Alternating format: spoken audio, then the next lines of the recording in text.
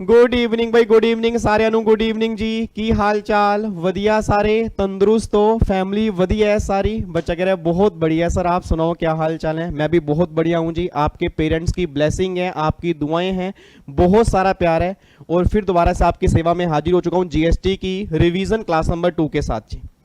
Oh my God, बच्चे कह रहे हैं सर आ तो गए हम, आप नहीं हमें दिख रहे।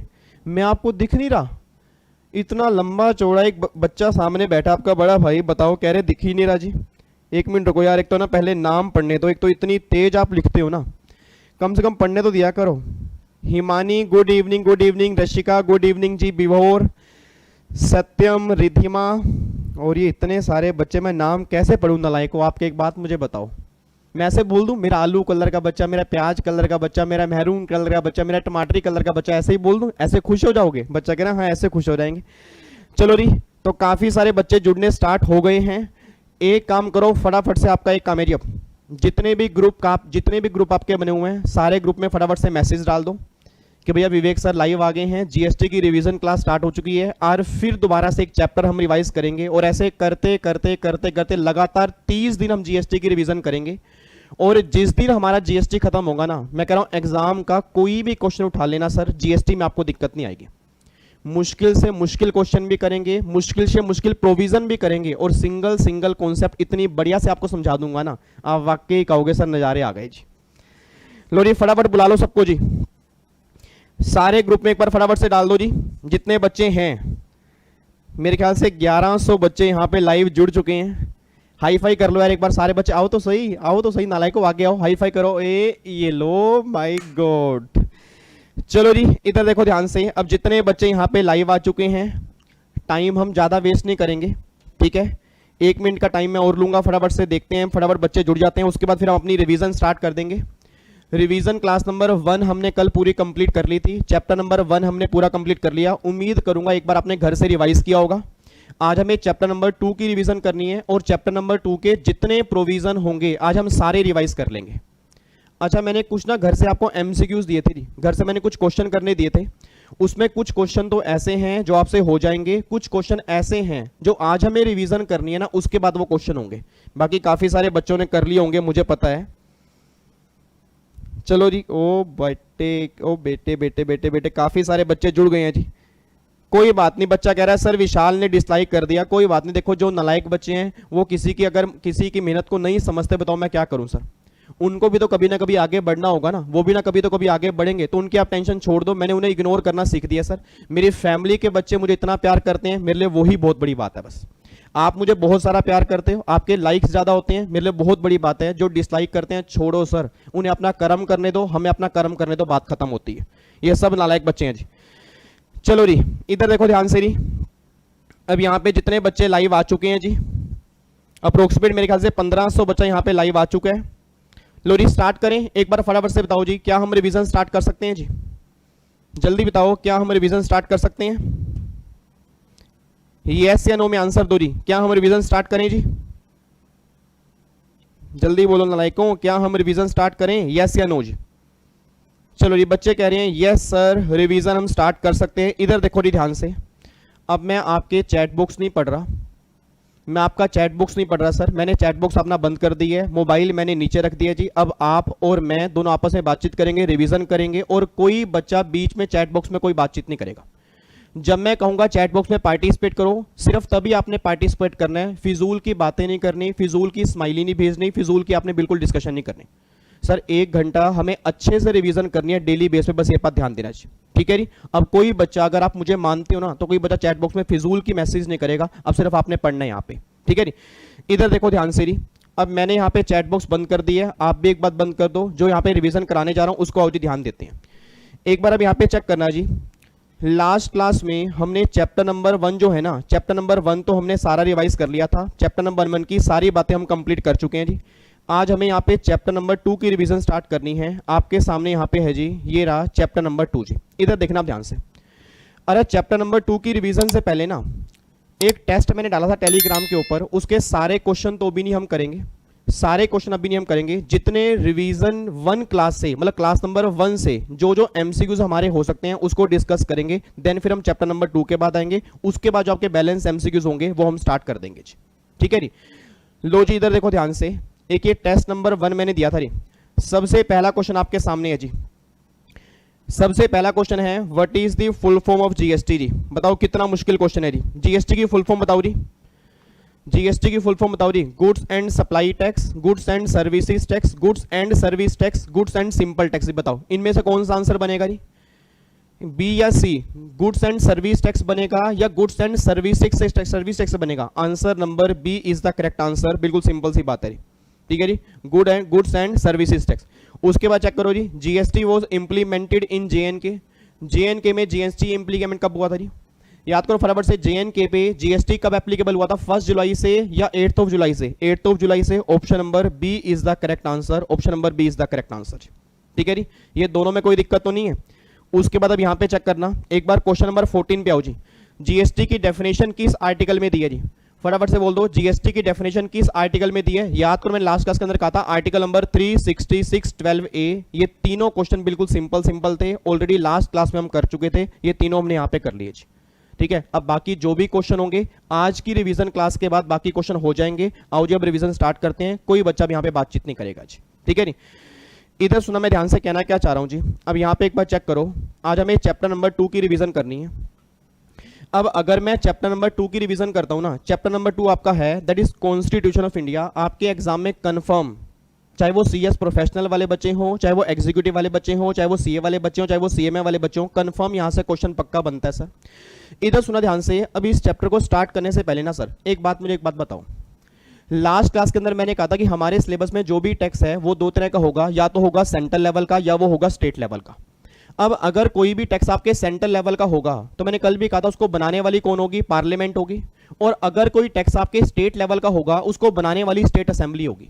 अब बच्चा ये बात कहता है सर अगर कोई टैक्स सेंट्रल लेवल का है उसको बनाने वाला कौन है, और जो भी बनाने वाला उसको पावर कहां से मिलेगी, और पावर इंडिया में एप्लीकेबल कहां तक होगी? ये सारी की सारी बातें हमारी इंडिया के संविधान में लिखी हैं। अब जितने फैमिली के बच्चे मेरे सामने बैठे हैं, मेरा पूरी क्लास का क्वेश्चन है सर, याद करो मैंने क्लास में कहा था इंडिया के संविधान को बनाने वाला कौन होगा? Doctor B R Ambedkar. Effective date क्या है? 26 जनवरी 1950। इंडिया के संविधान की यूनिकनेस क्या है? सबसे बड़ा संविधान हमारे इंडिया का है, 448 आर्टिकल और 12 शेड्यूल है। एक बच्चा कहता है सर, मैंने कहा हाँ, कहता सर अगर 448 आर्टिकल हैं तो हमारे सिलेबस में कितने आर्टिकल हैं? हमारे सिलेबस में टोटल 18 आर्टिकल हमें कवर करने हैं, एक शेड्यूल हमें कवर करना है, बस ये बात ध्यान दो। अब उस 18 आर्टिकल में कौन कौन से आर्टिकल हैं उसकी लिस्ट मैंने आपके सामने दी हुई है जी। एक आपके ओल्ड आर्टिकल हैं, एक आपके न्यू आर्टिकल हैं, एक आपके अमेंडेड आर्टिकल हैं। ओल्ड आर्टिकल का मतलब क्या है? जो जीएसटी आने से पहले भी थे, जीएसटी आने के बाद भी है, इसमें कोई भी चेंज नहीं है। न्यू आर्टिकल का मतलब क्या है? जो जीएसटी आने से पहले नहीं थे, जीएसटी की वजह से नए इंसर्ट हुए हैं, वो सारे के सारे न्यू आर्टिकल हैं। अमेंडेड का मतलब क्या है? जो पहले भी थे बट जीएसटी आने की वजह से जिसमें काफी सारे चेंजेस आए हैं, वो सारे के सारे अमेंडेड आर्टिकल में है। अब अगर मैं ओल्ड आर्टिकल की बात करूंगा that is article number 245, 246, 248, 254, 265 and 271। अगर मैं न्यू आर्टिकल की बात करूंगा, आर्टिकल नंबर 246 कैपिटल है, 269 कैपिटल है, 279 कैपिटल है, आर्टिकल नंबर 366 12 है, आर्टिकल नंबर 1। अगर मैं अमेंडेड आर्टिकल की बात करूंगा जी, आर्टिकल नंबर 249, 250, 268, 268A, 269, 286 और 270, ये सारे के सारे आपके अमेंडेड आर्टिकल हैं। 1 बाय 1 इसकी रिवीजन करेंगे, बहुत ध्यान से करना क्योंकि आप एग्जाम में गलती करके आते हो जी। इधर सुना मैं ध्यान से, कहना क्या चाह रहा हूं। अब सबसे पहला आर्टिकल जो है ना that is article number 245। Article number 245 के एक बार हेडिंग पढ़ना सारे बच्चे, क्या लिखे हैं जी? आर्टिकल नंबर 245 की हेडिंग पढ़ो, हेडिंग क्या लिखी है? आर्टिकल नंबर 245 कहना चाह रहा है sir extent of laws made by parliament और स्टेट असेंबली। अब जितने बच्चे मेरे फैमिली के सामने बैठे हैं सर, मेरा पूरी क्लास से क्वेश्चन है, आर्टिकल नंबर 245 में एक वर्ड लिखा है एक्सटेंट। क्या आप में कोई सिंगल बच्चा भी ये बता सकता है कि एक्सटेंट का मतलब क्या होता है? एक्सटेंट का मतलब होता है कि लॉ लगाने की पावर कहां तक होगी, वो सारी की सारी बातें 245 में। एक बच्चा ये बात कहता है सर मुझे ये समझ नहीं आ रहा कि आपने कहा सेंट्रल लेवल के लॉ बनाने वाली पार्लियामेंट है, स्टेट लेवल के लॉ बनाने वाली स्टेट असेंबली है। मैं कहा बिल्कुल सही बात है। अब बच्चा ये बात कहता है सर पार्लियामेंट जिस भी मैटर पर लॉ बनाएगी उसको इंडिया में पावर कहां तक होगी, वो सारी की सारी बातें 245 में है। अगर स्टेट असेंबली जिस मैटर पर भी लॉ बनाएगी उसको स्टेट में पावर कहां तक होगी, वो सारी की सारी बातें 245 में है। मैं ये नहीं कह रहा कि पार्लियामेंट को किस किस मुद्दे पर लॉ बनाने की पावर है, किस किस मैटर पर लॉ बनाने की पावर होगी वो 246 में होगा, और जिस मैटर पर भी लॉ बनाने की पावर होगी इंडिया में कहां तक होगी वो सारी बातें 245 में है। अब मुझे फटाफट से बोल दो जी, अगर मुझे ये जानना है किस किस मुद्दे पर लॉ बनाने की पावर है उसके लिए आर्टिकल नंबर 246 रेफर करना पड़ेगा। अगर मुझे ये जानना है कि जिस मुद्दे पर भी लॉ बनाने की पावर होगी वो इंडिया में कहां तक होगी उसके लिए मुझे 245 रेफर करना पड़ेगा। और आप में से सारे बच्चे इतने इंटेलिजेंट हैं, पता है मैं आप आज के लिए ना, आज मैं आपके लिए पार्ले जी का बिस्कुट नहीं लेके आया, क्योंकि पार्ले जी का बिस्किट मुझे पता लग गया कल आप खाते ही नहीं, स्पेशल मैं आपके लिए फ्रूटी लेके आया हूं। देखो यहाँ पे फ्रूटी है ना, ये सबको मिलेगी सर, आज क्लास के बाद सबको एक एक फ्रूटी मिलेगी, बट वो कब मिलेगी अगर सारे बच्चे मेरे सवालों का सही से जवाब देंगे। मेरा पूरी क्लास से क्वेश्चन है, आर्टिकल नंबर 245 ये बात कह रहा है कि जिस मैटर पर लॉ बनाने की पावर इंडिया में कहां तक होगी, 246 कह रहा है किस किस मुद्दे पर लॉ बनाने की पावर होगी। मुझे इतना बता दो, पहले हमें 246 पढ़ना पड़ेगा या पहले में 245 पढ़ना पड़ेगा? मुझे फटाफट चैट बॉक्स के अंदर बताओ जी, पहले मुझे 246 पढ़ना पड़ेगा या पहले मुझे 245 पढ़ना पड़ेगा? जल्दी बताओ जी चैट बॉक्स के अंदर कि पहले हम 246 पढ़ेंगे या पहले हम 245 पढ़ेंगे। बहुत बढ़िया आंसर, बच्चे कह रहे हैं सर पहले 246 पढ़ेंगे उसके बाद 245 पढ़ेंगे। अच्छा 246 पहले क्यों पढ़ेंगे? क्योंकि 246 हमें क्या बताएगा, किस किस मैटर पर लॉ बनाने की पावर है, और 245 ये बोलेगा जिस मैटर पर भी लॉ बनाने की पावर होगी वो इंडिया में कहां तक होगी, वो सारी बातें 245 में है। अब जब मैं आर्टिकल नंबर 246 के पास गया ना, तो आर्टिकल नंबर 246 ये बात कहता है कि आपको इंडिया का संविधान ओपन करना पड़ेगा। इंडिया के संविधान में 7 शेड्यूल होगा, उस 7 शेड्यूल में 3 लिस्ट होंगी। याद करो लिस्ट कौन कौन सी होती है, यूनियन लिस्ट होती है, स्टेट लिस्ट होगी, कॉन्करेंट लिस्ट होगी। यूनियन लिस्ट में जो भी मैटर होंगे सर, लॉ बनाने वाली कौन होगी, पार्लियामेंट होगी। स्टेट लिस्ट के मैटर पर लॉ बनाने वाली कौन होगी, स्टेट असेंबली होगी। कॉन्करेंट लिस्ट के मैटर पर लॉ बनाने वाली कौन होगी, पार्लियामेंट और स्टेट असेंबली दोनों होंगी। अब आर्टिकल नंबर 245 ये बात कहता है कि जिस मैटर पर भी पार्लियामेंट लॉ बनाएगी उसको पावर होगी होल ऑफ इंडिया और part of India. State assembly को जिस मैटर पर भी लॉ बनाने की पावर होगी उसको होगी होल ऑफ स्टेट और part of state.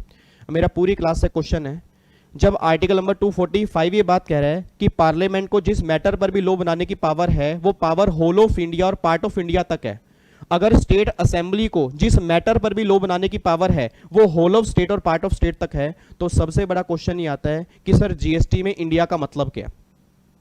It means अगर मैं जीएसटी की बात करूंगा सर, जीएसटी में इंडिया का मतलब क्या है? रीजन बीइंग आज जीएसटी पूरे इंडिया पर है इंक्लूडिंग जीएनके, बस ये बात ध्यान देना चाहिए। आज अगर जीएसटी पूरे इंडिया पर है इंक्लूडिंग जीएनके, तो सबसे बड़ा क्वेश्चन ये है कि जीएसटी में इंडिया की डेफिनेशन क्या है। सर एक बात मैंने सोच के बताना, आपको मैंने क्लास में भी कहा था और अगर आपने कहीं से भी क्लास ली होगी अपने वहां पर भी पढ़ा होगा कि इंडिया के अंदर क्या क्या कवर होगा। एक तो इंडिया की बेसलाइन कवर होगी, एक इंडिया की बेसलाइन कवर होगी। अच्छा इंडिया की बेसलाइन के अलावा ना इंडिया में पानी भी कवर होता है। क्या मेरी फैमिली का सिंगल बच्चा ये बता सकता है कि इंडिया में कितना पानी कवर होगा? बताओ जी फटाफट से बताओ, इंडिया में कितना पानी कवर होगा जी? 1 बाल्टी 2 बाल्टी कितना कवर होगा जी? जल्दी बताओ कितना पानी कवर होगा? 1 बाल्टी 2 बाल्टी 3 बाल्टी कितना? बच्चा कह रहा है सर कैसी कैसी बेकार की बातें कर रहे हो, बाल्टियों में थोड़ा पानी इकट्ठा करते हैं। इंडिया में पानी कवर होगा 12 नॉटिकल माइल्स। याद करो बेस लाइन से 12 नॉटिकल माइल्स और बेस लाइन से 200 नॉटिकल माइल्स, ये हमारा इंडिया। और मेरी पूरी फैमिली जानती है, सारे बच्चे मुझे आंसर देंगे सर 12 नॉटिकल माइल्स को हम क्या कहते हैं? Territorial water of India. और 200 वाले को क्या नाम देते हैं? Electron exclusive economic zone. अब सोच समझ के बोलना जी। अब जो ये 12 नॉटिकल माइल्स है that is territorial water of India, और 200 वाले को क्या बोलेंगे? Exclusive economic zone. अब गवर्नमेंट ये बात कहती है कि 12 नॉटिकल माइल्स वाला इंडिया है वो हर पर्पस के लिए इंडिया है, और जो 200 नॉटिकल माइल्स वाला इंडिया है ना वो इंडिया तो है but only for oil purpose और नेचुरल गैस पर्पस। इसके अलावा उसको इंडिया की डेफिनेशन में काउंट नहीं करेंगे, बस ये बात ध्यान देना, ठीक है। अब सुनना, मैं ध्यान से कहना क्या चाह रहा हूं जी। अब जितने बच्चे मेरे सामने बैठे हैं एक बार फटाफट से दोबारा से मुझे बोल देनी, आर्टिकल नंबर 245 क्या ये बता रहा है किस किस मुद्दे पर लॉ बनाने की पावर है, या ये बताएगा कहां तक लॉ बनाने की पावर होगी, कहां तक लॉ बनाने की पावर होगी 245 बताएगा। और किस किस मुद्दे पर लॉ बनाने की पावर होगी वो सारी बातें कहां पे लिखी होंगी? 246 में लिखी होंगी। अच्छा अब सुना, मैं ध्यान से कहना क्या चाह रहा हूं। एक बात मैंने सोच के बताओ जी। अब 245 ने कहा कि कहां तक लॉ बनाने की पावर है, ये क्लियर हो गया। 246 ये बात कह रहा है किस किस मुद्दे पर लॉ बनाने की पावर है, ये भी क्लियर हो गया। क्या मेरी फैमिली का सिंगल बच्चा ये बता सकता है कि इंडिया का संविधान हमारा 26 जनवरी 1950 को बना था, और संविधान को बनाने वाले कौन थे? Doctor B R Ambedkar. मेरा पूरी क्लास से क्वेश्चन है, जब डॉक्टर बी आर अंबेडकर ने इंडिया का संविधान 1950 में बनाया होगा तो क्या उन्हें यह पता लग गया होगा कि 1994 में सर्विस टैक्स आएगा और 2017 में जीएसटी आएगा? मतलब ही नहीं होता। सर एक बात मैंने सोच के बताओ, क्या डॉक्टर बी आर अंबेडकर के पास ऐसी कोई दिव्य शक्ति होगी जो उन्हें पहले से ही पता लग जाए कि फ्यूचर में क्या होगा? ऐसा हो ही नहीं सकता। काश मेरे पास ऐसी दिव्य शक्ति होती कि आपके दिल में मेरे लिए क्या चल रहा है अगर ये मुझे पता लग जाता, कितनी अच्छी बात होती। सोच के बोला, अभी आपके दिल में क्या चल रहा है? काश ये फ्रूटी मुझे मिल जाए। आपके दिल में यही चल रहा है ना, काश ये फ्रूटी मुझे मिल जाए। अगर ये मुझे पता लग जाए कि आपके दिल में ये चल रहा है कि मुझको ये फ्रूटी मिल जाए, तो मैं क्या फ्रूटी आपको दे नहीं सकता? बट मुझे नहीं पता कि आपके दिल में क्या चल रहा है। अब गवर्नमेंट ये बात कहते हैं विवेक कि जब तुझे पता ही नहीं कि तेरे बच्चों के दिल में क्या चल रहा है, वही सेम बात डॉक्टर बी आर अंबेडकर के साथ थी। जब उन्हें यह पता ही नहीं था कि आने वाले साल में क्या होगा, इसलिए जो मैटर लिस्ट 1 में लिखे पावर पार्लियामेंट को दे दी, जो मैटर लिस्ट 2 में लिखे पावर स्टेट को दे दी, जो मैटर लिस्ट 3 में लिखे पार्लियामेंट और स्टेट दोनों को पावर दे दी। बट ऐसे मैटर जो तीनों लिस्ट में कहीं पर भी कवर नहीं होंगे, उस पर लॉ बनाने वाला कौन होगा? और मेरी पूरी फैमिली जानती है सर, याद करो मैंने क्लास में भी कहा था, सर्विस टैक्स आपका 94 में आया था।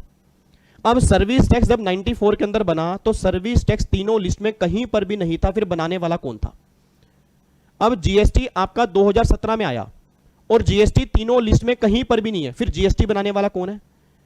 याद करो, एक आर्टिकल हमने क्लास में किया था सर, आर्टिकल नंबर 248, वो ये बात कहता है रेजिडुअरी आर्टिकल। रेजिडुअरी आर्टिकल में क्या लिखा है कि अगर कोई मैटर तीनों लिस्ट में कहीं पर भी कवर नहीं होगा तो लॉ बनाने वाली कौन होगी? पार्लियामेंट। फटाफट से बोलो, एंट्री नंबर 97 लिस्ट नंबर 1 से लॉ बनेगा, बस ये पर ध्यान दो। बट आपकी जानकारी के लिए बता दूं सर, जीएसटी ना तो लिस्ट 1 में है, जीएसटी ना तो लिस्ट 2 में है, जीएसटी ना तो लिस्ट 3 में है, जीएसटी किसी भी एंट्री में नहीं है। ये बातें ऑलरेडी आप पहले भी कई बार पढ़ चुके हो कि जीएसटी तीनों लिस्ट में कहीं पर भी नहीं है, किसी भी एंट्री में नहीं है। जीएसटी हमारा आर्टिकल नंबर 246 कैपिटल ए है, वहां से हमारा जीएसटी आया, बस ये बात ध्यान देना। ठीक है, तो 3 आर्टिकल मैंने रिवाइज करवा दिए जी। कौन कौन से आर्टिकल रिवाइज करवा दिए? फटाफट चैट बॉक्स में लिख के बताओ जी, कौन कौन से आर्टिकल कर चुके हैं? एक तो आर्टिकल नंबर 245 कर चुके हैं। नालायकों, 2200 बच्चे लाइव बैठे हैं और 2200 बच्चे अगर पार्टिसिपेट करें ना, यूट्यूब वाले भी कहें हो क्या गया हमारे यूट्यूब पे, और आप पार्टिसिपेट नहीं करें। फटाफट से बताओ कौन कौन से आर्टिकल हमने किए हैं। 245 हमने रिवाइज किया, 246 हमने रिवाइज किया, 248 हमने रिवाइज किया। 245 में क्या लिखा हुआ है? Extent of laws made by parliament और स्टेट असेंबली। 246 में क्या लिखा हुआ है? Subject matter of laws made by parliament और स्टेट असेंबली। आर्टिकल नंबर 248 किसका है? रेजिडुअरी आर्टिकल की अगर कोई मैटर कहीं पर भी कवर नहीं होगा तो पार्लियामेंट लॉ बनाएगी, एंट्री नंबर 97 से बनाएगी, लिस्ट नंबर 1 से बनाएगी। बस ये बात ध्यान दो, ये 3 आर्टिकल हमने कंप्लीट किए हैं। अब ये 3 आर्टिकल कंप्लीट करने के बाद ना, अगला आर्टिकल एक और रिवाइज करवाने जा रहा हूं, दैट इज आर्टिकल नंबर 254। अब बच्चा ये बात कहता है सर, मैंने कहा हाँ, कहता सर ये आर्टिकल नंबर 254 क्या बोलता है? आर्टिकल नंबर 254 बिल्कुल सिंपल सी बात बोलेगा कि अगर कोई मैटर आपका लिस्ट 3 में है, मेरा पूरी क्लास से क्वेश्चन है, अगर कोई मैटर आपका लिस्ट 3 में है तो लॉ बनाने की जिम्मेदारी किसकी है? पार्लियामेंट एंड स्टेट असेंबली दोनों की है। अब अगर मान लो दोनों को लॉ बनाने की पावर है और अगर दोनों में कंफ्लिक्ट हो गया तो प्रीवेल कौन करेगी? गवर्नमेंट कहती है पार्लियामेंट प्रीवेल कर जाएगी। मतलब अगर कोई मैटर लिस्ट 3 में है और दोनों में कंफ्लिक्ट हो जाता है तो आर्टिकल नंबर 254 ये बात कहता है कि पार्लियामेंट जो होगी वो प्रीवेल कर जाएगी। बस ये बात ध्यान देना जी आपके एग्जाम में। अब सुनो ध्यान से, जो बच्चे यहां पे बिना बात की बातें करें ना, अब सुनो ध्यान से, आपके एग्जाम में कंफर्म क्वेश्चन बनेगा, मैं लिख के देने को तैयार हूं सर। आपके एग्जाम में कंफर्म क्वेश्चन बनेगा कि लिस्ट 1 के मैटर पर लॉ बनाने वाली कौन है? Parliament, central government, state assembly, state government. आप पता क्या लिख के आओगे? आप सेंट्रल गवर्नमेंट लिख के आओगे। क्यों? आप नालायक बच्चे हो सर। मैं दोबारा बोल रहा हूं, 90% बच्चे एग्जाम हॉल में गलती करने का रीजन क्या होता है? जब पिछले वाला बच्चा उंगली मारता है। एक बच्चा आराम से एग्जाम दे रहा है सर, सारा पेपर आता है, पिछले वाले ने उंगली मार दी, कह रहा भाई क्या कर रहा है?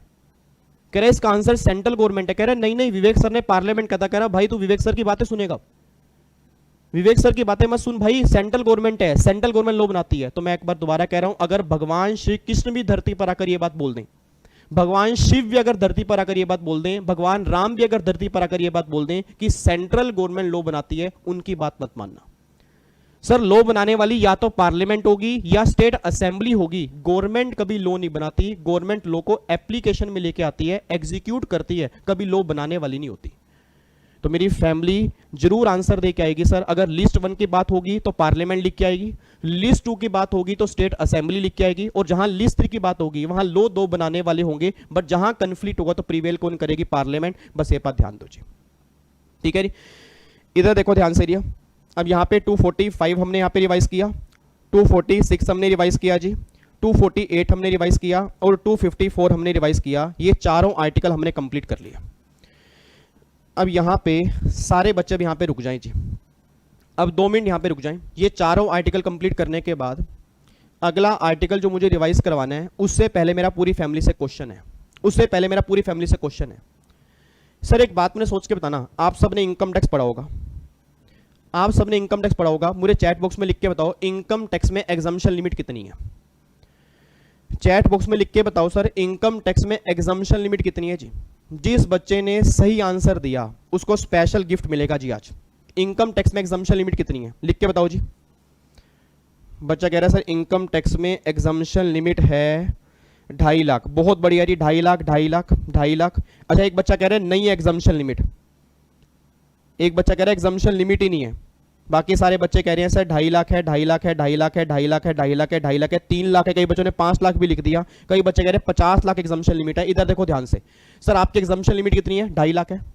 एक बात मैंने सोच के बताना, एक बात मैंने सोच के बताओ। मेरे हाथ में ना ये 100 रुपए का नोट है, आपको दिख रहा है?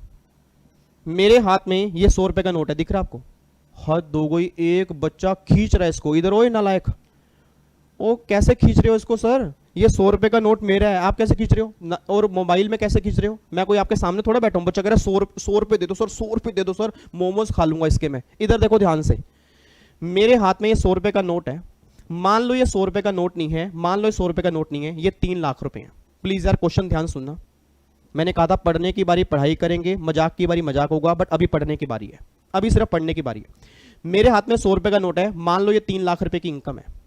अब अगर मेरे हाथ में मान लो ये 3 लाख रुपए हैं, तो लेट्स टेक एन एग्जांपल। मान लो मेरे पास पार्लियामेंट आई, मेरे को पार्लियामेंट ने बोला कि भाई तुमने 3 लाख रुपए की इनकम कमाई है, लाओ तुम इनकम टैक्स पे करो। मैंने कहा भाई मैं इनकम टैक्स क्यों पे करूं? कह रहे भाई तुमने 3 लाख रुपए की इनकम कमाई है तो इनकम कमाने पर टैक्स है, तुम्हें इनकम टैक्स देना पड़ेगा। मैं कहा तुम होते कौन हो मुझसे इनकम टैक्स मांगने वाले? कह रहे तुम्हें नहीं पता मैं कौन हूं? मैं कहा मुझे तो नहीं पता भाई तुम कौन हो। कहते मैं पार्लियामेंट हूं और मेरे पास इनकम टैक्स का लॉ लगाने की पावर है। मैं कहा तुम होंगे पार्लियामेंट, अपने घर में होंगे, तुम्हारे पास लॉ लगाने की पावर होगी, मुझे क्या? भाई क्या पावर होने से तुम किसी भी पर्सन से टैक्स की रिकवरी कर सकते हो? गवर्नमेंट कहती है नहीं। अब जो अगला आर्टिकल रिवाइज करवाने जा रहा हूं दैट इज आर्टिकल नंबर 265। मेरी पूरी फैमिली फटाफट से बोलते सर आर्टिकल नंबर 265 में क्या लिखा था? उसमें लिखा था no tax shall be levied और collected without authority of law. मतलब कोई भी टैक्स नहीं लगेगा और ना ही कलेक्ट होगा बिना एक्ट के। अगर कोई टैक्स लगाना है पहले एक्ट बनेगा, बिना एक्ट के ना तो वो लगेगा और ना ही कलेक्ट होगा। बस ये पर ध्यान देना। तो सिंपल सी बात है, पार्लियामेंट ये बात कहती है कि पहले एक्ट बनेगा, बिना एक्ट के ना तो वो लगेगा और ना ही कलेक्ट होगा। और आप सब जानते हो सर आज इनकम टैक्स क्यों लगता है? क्योंकि इनकम टैक्स एक्ट बना हुआ है। आज जीएसटी क्यों लगता है? क्योंकि जीएसटी एक्ट बना हुआ है। आज कस्टम क्यों लगता है? क्योंकि कस्टम एक्ट बना हुआ है। ये तीनों के एक्ट बने हुए हैं, इसी रीजन से आर्टिकल नंबर 265 आया। देखो जी आर्टिकल नंबर 265 में क्या लिखा है? आर्टिकल नंबर 265 कह रहा है no tax shall be levied और collected without authority of law, that is article number 265। ठीक है, तो एक तो आर्टिकल नंबर 245 रिवाइज हो गया, एक 246 रिवीजन कर लिया, एक 248 रिवाइज कर लिया जी, एक 265 रिवाइज कर लिया और एक आर्टिकल नंबर 254 हमने रिवाइज कर लिया। ये 5 आर्टिकल अभी तक हमने रिवीजन कर लिए हैं और मैं काफ़ी टाइम से देख रहा हूँ। अब आपने कर ली काफ़ी सारी बातें, अब प्लीज़ ध्यान सुनना जी, प्लीज़ ध्यान सुनना। जितने बच्चे सामने बैठे हैं अब यहाँ पे कोई बातचीत नहीं करेगा। सर एक बात मैंने सोच के बताना, अब यहाँ पे ना इधर देखो ध्यान से, अब यहाँ पे एक बार इधर देखना जी, बिल्कुल हो जाओ शांत, क्योंकि अब जो मैं कॉन्सेप्ट रिवाइज करवाने जा रहा हूँ इस बार जिनके एग्जाम 10 अगस्त में होंगे, अगर पेपर बन चुका है तो ये क्वेश्चन बन चुका होगा, अगर पेपर नहीं बना तो क्वेश्चन 100% बनेगा, एग्जी प्रोफेशनल और सब जब बच्चों के अंदर बनेगा। ये मैं आपको बता रहा हूं जी। ऐसा मैं क्यों बता रहा हूं? पहली बात, इंडिया की डेफिनेशन में चेंज आया है। पहली बात, इंडिया की डेफिनेशन में चेंज आया है और दूसरी बात बच्चों को पता ही नहीं है वो चेंज किया है, और तीसरी बात बच्चों को ये नहीं पता कि इंडिया की डेफिनेशन, उनको पता तो है बट अगर एग्जाम में क्वेश्चन बन गया तो करनी कैसे उन्हें वो नहीं पता। इधर सुना, मैं ध्यान से कहना क्या चाह रहा हूं, अब प्लीज ध्यान सुनना जी। अब कोई बता चैट बॉक्स में बातचीत नहीं करेगा जी। रिया कह रही है सर एक बार आर्टिकल नंबर 248 बता दो। रिया आर्टिकल नंबर 248 तो यह बात कहता है कि अगर कोई मैटर तीनों लिस्ट में कहीं पर भी कवर नहीं है तो लॉ बनाने वाली पार्लियामेंट होगी, लिस्ट नंबर 1 से होगी, एंट्री नंबर 97 से होगी। यह बात ध्यान देना, यह आर्टिकल नंबर 248 है। उसके बाद जी आयुष कह रहा है सर पाकिस्तान भी इंडिया में आएगा क्या? ये नालायक बच्चा देखो, ये पढ़ने के लिए आए, पाकिस्तान भी इंडिया में आएगा। आप थोड़ी टाइम के बाद कहोगे अफगानिस्तान भी आएगा क्या सर? फिर आप कहोगे नेपाल भी आएगा क्या सर? आप थोड़ी देर के बाद कहोगे यूएसए भी सर इंडिया में ही तो आता है। फिर आप बोल दोगे जापान भी सर इंडिया का हिस्सा ही है। फिर आप बोलोगे सर ये चाइना भी तो इंडिया में ही आता है। क्या कर रहे हो ये? पाकिस्तान भी आएगा, नेपाल भी आएगा, भूटान भी आएगा। इधर सुनो ध्यान से, हद हो गई। इधर देखो ध्यान से, अभी थोड़ी देर में आप पूरे वर्ल्ड को इंडिया घोषित कर दोगे। अगर आप 10 मिनट यहां पे बैठ गए पूरा वर्ल्ड आपके लिए इंडिया हो जाएगा। इधर सुना ध्यान से, नालायक, हद हो गई बिल्कुल। बच्चा मजाक कर रहा है, पाकिस्तान भी इंडिया में आता है क्या? इधर सुना, मैं ध्यान से कहना क्या चाह रहा हूं जी। अब आपके सामने ना यहां पर मैंने इंडिया का मैप दिया हुआ है। अगर किसी बच्चे ने चैट बॉक्स में मैसेज किए जी, अगर किसी बच्चे ने चैट बॉक्स में स्माइली वाले मैसेज किए, देखना मैं चैट बॉक्स यहां से बंद कर दूंगा सर, क्योंकि अगर आप चैट बॉक्स में मैसेज कर रहे हो इट मींस आपका ध्यान अभी पढ़ाई में नहीं है। आपका ध्यान पढ़ाई में नहीं है सर, ध्यान रखना। चैट बॉक्स में सारे मैसेज बंद कर दो और यहां पे ध्यान लगाओ। किसी बच्चे का मैसेज चैट बॉक्स में नहीं आना चाहिए, आपको मेरी कसम लगे, फिर ध्यान रखो। मेरी कसम है, अगर किसी बच्चे चैट बॉक्स में आपने मैसेज किया, मेरी कसम है, ठीक है? पढ़ाई के टाइम पढ़ाई होगी सर, अभी कोई मैसेज नहीं आएगा। इधर सुना, मैं ध्यान से कहना क्या चाह रहा हूं, अब प्लीज बातचीत नीचे। अब यहां पे ना इंडिया का मैप आपको दिया हुआ है, आप चेक करो। यहां पे बेस लाइन है, ये आपका पानी है, ये 200 नॉटिकल माइल्स है और ये 200 नॉटिकल माइल से बाहर का एरिया है। अब यहां पे ना इंडिया की जो बेस लाइन है, आप सब जानते हो इंडिया की बेस लाइन में क्या आता है सर? इंडिया की बेस लाइन में एक तो 28 तो आपकी स्टेट आती हैं, और मैंने कल भी कहा था कि 8 आपकी यूनियन टेरिटरी आती है। 28 आपकी स्टेट आती हैं, 8 आपकी यूटी आती हैं। इस 8 यूटी के 2 टुकड़े होते हैं, 5 यूटी अलग होती हैं और 3 यूटी अलग होती हैं। और ये 3 यूटी, ध्यान सुना जी, 5 यूटी कौन सी अलग होती हैं? जो विदाउट लेजिस्लेचर वाली हैं वो 5 यूटी अलग होंगी। जो विद लेजिस्लेचर वाली होंगी कौन कौन सी? दिल्ली, पौंडीचेरी, जीएनके, ये 3 यूटी अलग होंगी। इसको हम स्टेट मानते हैं। तो टोटल अगर मैं जीएसटी की बात करूंगा, टोटल मिला के 31 स्टेट हैं, ठीक है? टोटल मिला के 31 स्टेट हैं, आपकी 5 यूटी यहां पे कवर होंगी। अब मुद्दा ये निकल के आ रहा है कि इंडिया की डेफिनेशन में अगर एग्जाम में क्वेश्चन बनता है, वो क्वेश्चन किस तरह से बनेगा? सर एक बात मैंने सोच के बताना, एक बात सोच के बताओ। एग्जाम में क्वेश्चन आ गया जी, एग्जाम में क्वेश्चन आ गया, एक पर्सन ने स्टेट 1 से स्टेट 1 के बीच में कोई सामान बेचा। एग्जाम में क्वेश्चन आ गया जी, स्टेट 1 से स्टेट 1 के बीच में कोई सामान बेचा। 99% बच्चा मेरी फैमिली का पता क्या बोलेगा? सर इंट्रा स्टेट सप्लाई है, सीजीएसटी प्लस एसजीएसटी लगेगा, काम खत्म हो गया। एग्जाम में क्वेश्चन बन गया, स्टेट 1 से यूटी 1 में सामान बेचा। 100% बच्चा सही आंसर देगा कि स्टेट 1 से यूटी 1 के अंदर बेचा, इंटर स्टेट सप्लाई है, आईजीएसटी लगेगा, मुझे कोई दिक्कत नहीं है। क्वेश्चन बना यूटी 1 से स्टेट 4 में सामान बेचा, एक यूटी है एक स्टेट है, इंटर स्टेट सप्लाई है, आईजीएसटी लगेगा, कोई दिक्कत नहीं। एग्जाम में क्वेश्चन बन गया, यूटी 1 से यूटी 1 में सामान भेजा। अगर यूटी से यूटी में सामान बेचा, सेम यूटी है, तो क्या बनेगा? इंट्रा स्टेट, सीजीएसटी प्लस में यूटी जीएसटी लगेगा, तो भी कोई दिक्कत नहीं है। बट सबसे बड़ी प्रॉब्लम क्या है, इस बार 10 अगस्त को जो एग्जाम बनेगा उसमें क्वेश्चन आएगा ही नहीं। मैं सर आपको लिख के देने को तैयार हूं, अगर एग्जाम बन गए हैं तो क्वेश्चन बन चुका है, नहीं बने तो क्वेश्चन बनने वाला है। इस बार 10 अगस्त को जो एग्जाम होंगे उसमें ये क्वेश्चन नहीं बनेगा जी। उसमें क्वेश्चन ये बनेगा कि अगर किसी पर्सन ने पानी में सप्लाई की होगी तो क्या होगा। इट मींस अगर किसी पर्सन ने, फॉर एग्जांपल मान लो ये आपकी स्टेट 2 है, अब अगर आपने इस स्टेट 2 से 12 नॉटिकल माइल्स के बीच में सप्लाई की है, उस केस में क्या होगा? और फिर आपने 12 नॉटिकल माइल से 200 नॉटिकल माइल्स में सप्लाई की तो क्या होगा? फिर 200 नॉटिकल माइल से आपने हाई सीज में सप्लाई की तो क्या होगा? आपने हाई सीज मतलब बाहर आउटसाइड इंडिया से 12 नॉटिकल माइल्स में सप्लाई की तो क्या होगा? फिर 12 नॉटिकल माइल्स से आपने किसी और स्टेट में सप्लाई की, उस केस में क्या होगा? ये सारे क्वेश्चन आपको एग्जाम में इस बार देखने को मिल जाएंगे। अब आधे नालायक बच्चे तो ये कहते हैं सर इसमें कौन सी बड़ी बात है, सर पानी में सप्लाई की है तो वो डूब गया होगा ना, सर पानी में सप्लाई किया वो डूब गया होगा, उस केस में तो कोई जीएसटी एप्लीकेबल ही नहीं होगा। इधर सुनना ध्यान से, डूब गया होगा, बच गया होगा, गवर्नमेंट ये नहीं पूछना चाह रही, गवर्नमेंट ये बात कहना चाह रही है ये पानी भी इंडिया है और जीएसटी पूरे इंडिया पर है, तो ये बताओ अगर पानी में सप्लाई करोगे तो क्या होगा। अब जितने मेरी फैमिली के बच्चे हैं सर, याद करो मैंने क्लास में भी कहा था, और अगर आपने कहीं से भी कोचिंग ली होगी तो भी कोई दिक्कत नहीं, आपने क्लास में एक सेक्शन 9 पढ़ा होगा। आपने क्लास में एक सेक्शन 9 पढ़ा होगा, सेक्शन 9 है अगर सप्लाई आपने टेरिटोरियल वाटर ऑफ इंडिया के बीच में की है उस केस में क्या होगा, सेक्शन 9 उसकी बात करेगा। अभी चैट बॉक्स में कोई बच्चा मैसेज नहीं करेगा, मैं दोबारा बोल रहा हूं, अभी चैट बॉक्स में कोई बच्चा मैसेज नहीं करेगा, जब मैं बोलूंगा फिर आपने मैसेज करना है। सेक्शन 9 एक है, सेक्शन 9 ये बात कहता है विवेक कि अगर सप्लाई किसी ने पानी के बीच में की होगी उस केस में क्या होगा, वो सारी बातें सेक्शन 9 में लिखी हैं, उसके पास जा, वो तुझे बताएगा अगर पानी के बीच में सप्लाई की होगी तो क्या होगा। अब मेरा पूरी क्लास से क्वेश्चन है, अब बच्चा अब चैट बॉक्स में लिखना स्टार्ट करेगा, ये बताओ सेक्शन 9 जो है वो सीजीएसटी एक्ट का है, आईजीएसटी एक्ट का है या यूटीजीएसटी एक्ट का है। अब बताओ सेक्शन 9 किसका है जी, अब मुझे बताओ। अब चैट बॉक्स लिखो जी, अब लिखो चैट बॉक्स में। इस तरह से हम पढ़ेंगे सर, इस तरह से पढ़ेंगे, पढ़ाई के टाइम पढ़ाई होगा, मजाक के टाइम मजाक होगा। सेक्शन 9 बताओ जी किसका है। ईशिका कह रही है सर आईजीएसटी का, विशाल कह रहा है आईजीएसटी का, राधिका कह रही है आईजीएसटी का, यश कह रहा है आईजीएसटी, हेमंत कह रहा है आईजीएसटी, पारुल कह रही है सीजीएसटी, उसके बाद अनंत कह रहा है सीजीएसटी, एक बच्चा कह रहा है यूटीजीएसटी, एक बच्चा कह रहा है जीएसटी। कमाल ही कर दिया जी, बच्चे ने तो काम ही खत्म कर दिया, कह रहा है जीएसटी का है। मेरे को लगा हम इनकम टैक्स पढ़ रहे हैं, नालायक, तो वो तो मुझे भी पता है जीएसटी का ही है। कौन सी जीएसटी का, सीजीएसटी है, यूटीजीएसटी है, एसजीएसटी है, आईजीएसटी है, क्या है सर।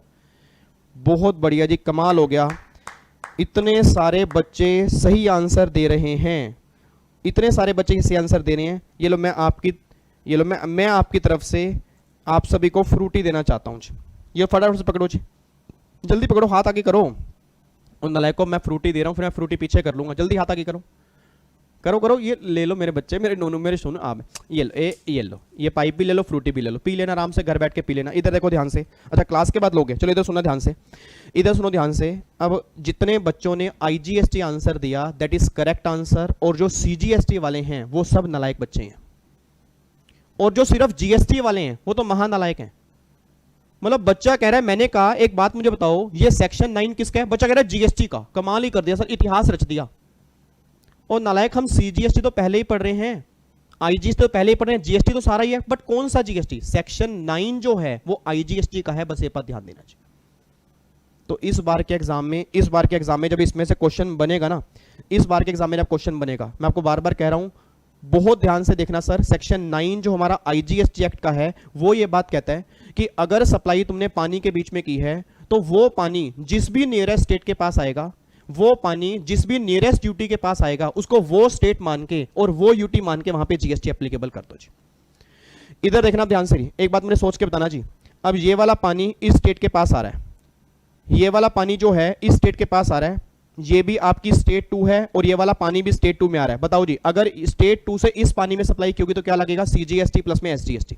अच्छा, अगर मैंने इस पानी से इस पानी में सप्लाई की होगी, अगर मैंने स्टेट 2 के पानी से, इधर सुनो ध्यान से, अगर मैंने स्टेट 2 के पानी से यूटी 2 के पानी में सप्लाई की होगी तो क्या लगेगा, आईजीएसटी। अगर मैंने यूटी 2 के पानी के स्टेट 3 के पानी में सप्लाई की होगी तो क्या लगेगा, आईजीएसटी। तो सिंपल सी बात कह रहा हूं, पानी को कौन सी स्टेट मानना है या कौन सी यूटी मानना है, तो वो जिस भी नियरेस्ट स्टेट के पास आएगा या जिस भी नियरेस्ट यूटी के पास आएगा, वो सारा पानी क्या बन जाएगा, वो स्टेट बन जाएगा, उसके बेस पे जीएसटी एप्लीकेबल करोगे, बस ये पर ध्यान देना जी। अब एक बच्चा कहता है, सर मैंने कहा हाँ हाँ, कहता है सर अब ये पानी किस स्टेट के पास आएगा, किस यूटी के पास आएगा, तो वो हमें कैसे क्या एग्जाम में दिया होगा, आंसर इज यस। ऑलवेज आपके एग्जाम में जब भी क्वेश्चन बनेगा हमेशा वो दिया होगा कि ये पानी किस स्टेट के पास आएगा या किस यूटी के पास आएगा, ऑलवेज वो आपका एग्जाम में दिया होगा। अब आप में से कई नालायक बच्चे होंगे, मुझे पता है सर, मेरी फैमिली में हर वैरायटी का बच्चा है। पता कहता, देखो डाउट सुनो, उसका डाउट सुनो, कमाल कर दिया डाउट पूछने वाले ने। ये सामने बच्चा बैठा, आपकी बात कर रहा हूं, हंसो मत नालायक। बच्चा कहता है सर जैसे मान लो अब ये वाला पानी स्टेट 2 को दे दिया और ये वाला पानी यूटी 2 को दे दिया, भाई ये वाला पानी स्टेट 2 को दे दिया, ये वाला पानी यूटी 2 को दे दिया। अब कई बार इतनी तेज हवा चलती है तो ये स्टेट 2 वाला पानी तो एक बार यूटी 2 में चला जाता होगा। भाई ऐसे हवा से पानी एकदम इधर उधर हो गया तो फिर ऐसे तो पानी इधर उधर घूमता रहता होगा, तो फिर कैसे पता लगेगा कौन सा जीएसटी लगना है। मेरा बच्चा, मेरा नोनू, मेरे सोनू, इधर हाँ, तो मेरा बच्चा इतना बढ़िया क्वेश्चन पूछा है, आपको तो मैं प्राइज देता हूँ, इधर आओ नालायक बच्चा। हद हो गई, बच्चा कह रहा है अगर तूफान आ गया, आंधी आ गई तो पानी ऐसे ऐसे हिल रहा है तो उस केस में कौन सा जीएसटी लगेगा। ऐसे ऐसे क्वेश्चन एग्जाम के अंदर बनेंगे क्या? मतलब फिर तो आप क्वेश्चन ये पूछोगे सर वाइपर से खींच के मैंने पानी इधर कर दिया, वाइपर से खींच के पानी मैंने स्टेट 3 में डाल दिया, ऐसे ऐसे क्वेश्चन एग्जाम के अंदर बनेंगे। मैं नहीं खेलूंगा सर आपके साथ अगर ऐसे क्वेश्चन पूछने हैं मुझसे। मतलब क्या यहां पे वाइपर मार रहे हैं क्या पानी के अंदर? एग्जाम में सीधा क्वेश्चन ये बनेगा कि भैया ये वाला पानी इस स्टेट के पास है, ये वाला पानी इस स्टेट के पास है, अब बताओ जीएसटी कौन सा लगेगा। ये नहीं बनेगा हवा चल गई पानी इधर घूम गया वाइपर से इधर कर दिया। ये टैक्स का एग्जाम है, किसका एग्जाम है? बेकार की बातें। चलो जी, समझ में आ गया ना? तो आपके एग्जाम में ऑलवेज दिया होगा कौन सा पानी किस स्टेट के पास आएगा, उसके बेस पे जीएसटी लगेगा, बस ये पर ध्यान दो। अच्छा, अभी गेम खत्म नहीं हुई, अभी गेम खत्म नहीं हुई। अब अगर मैंने सप्लाई 200 नॉटिकल माइल्स के बीच में की है, उस केस में क्या होगा जी? अब प्लीज जी, अब रुक जाओ, अब रुक जाओ, अब चैट बॉक्स में रुक जाओ जी। अब सुना ध्यान से, मैं कहना क्या चाह रहा हूं, अगर सप्लाई मैंने 200 नॉटिकल माइल्स के बीच में की है, उस केस में क्या होगा?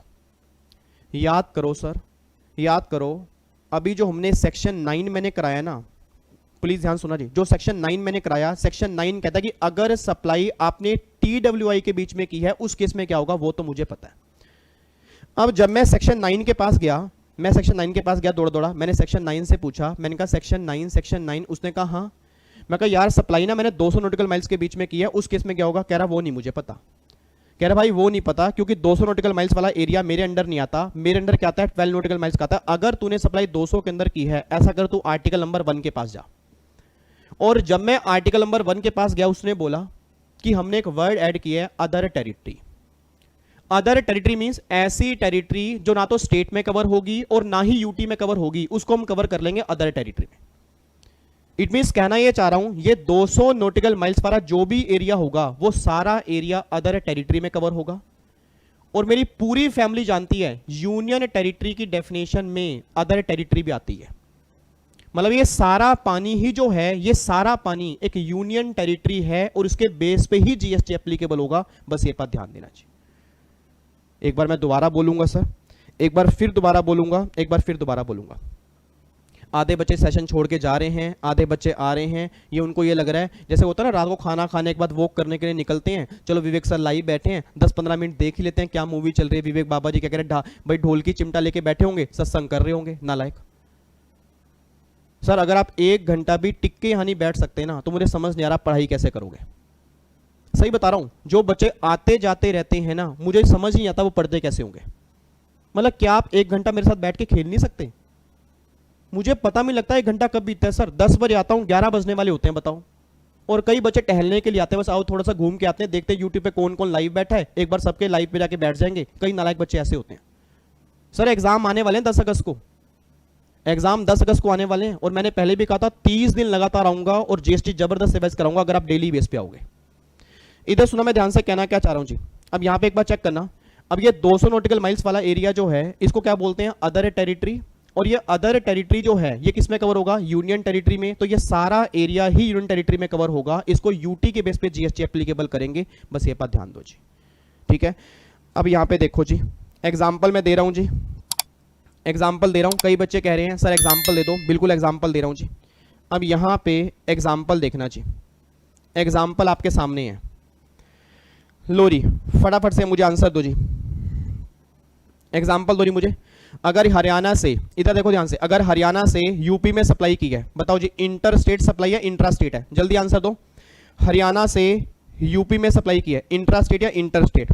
इंटर स्टेट, क्या लगेगा? आईजीएसटी। लो जी, पहला तो क्लियर हो गया। अच्छा, यूपी से यूपी में सप्लाई की है, अगर यूपी से यूपी में सप्लाई की है, कौन सी सप्लाई बन गई जी? इंट्रा स्टेट सप्लाई, क्या लगेगा? सीजीएसटी प्लस में एसजीएसटी। अगर यूपी से चंडीगढ़ में सप्लाई की है, अगर यूपी से चंडीगढ़ में सप्लाई की है, यूपी क्या है? स्टेट है, चंडीगढ़ क्या है? यूटी है, ये भी क्या बन गई जी? Inter state supply. इस केस में क्या लगेगा? आईजीएसटी। उसके बाद अगर चंडीगढ़ से चंडीगढ़ में सप्लाई की है, हाँ नहीं, चंडीगढ़ से चंडीगढ़, चंडीगढ़ से चंडीगढ़, चंडीगढ़ से चंडीगढ़, चंडीगढ़ से चंडीगढ़, ये दोनों क्या है? सेम यूटी है, ये बन जाएगा इंट्रा स्टेट। इस केस में जीएसटी कौन सा लगेगा? सीजीएसटी प्लस में यूटी जीएसटी। अगर चंडीगढ़ से अंडमान में सप्लाई की है, चंडीगढ़ भी यूटी है, अंडमान भी यूटी है, मेरा पूरी क्लास से क्वेश्चन है, अगर ये दोनों सेम यूटी होते फिर तो लगता सीजीएसटी प्लस में यूटी जीएसटी। अब ये दोनों अलग अलग यूटी हैं, that is inter state supply. इस केस में क्या लगेगा? आईजीएसटी।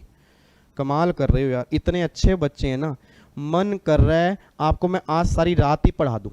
हे भगवान, इतनी शक्ति देना कि मैं एक दिन ऐसा आए मैं पूरी रात इनकी क्लास रखूं। भगवान क्या आप मेरे साथ ऐसा कर सकते हो, मुझे इतनी शक्ति दे सकते हो? भगवान कह रहे हैं कोई दिक्कत वाली बात नहीं है, आप पूरी रात भी क्लास रख सकते हो, आपके बच्चे इतने अच्छे हैं। अगले का आंसर दो जी।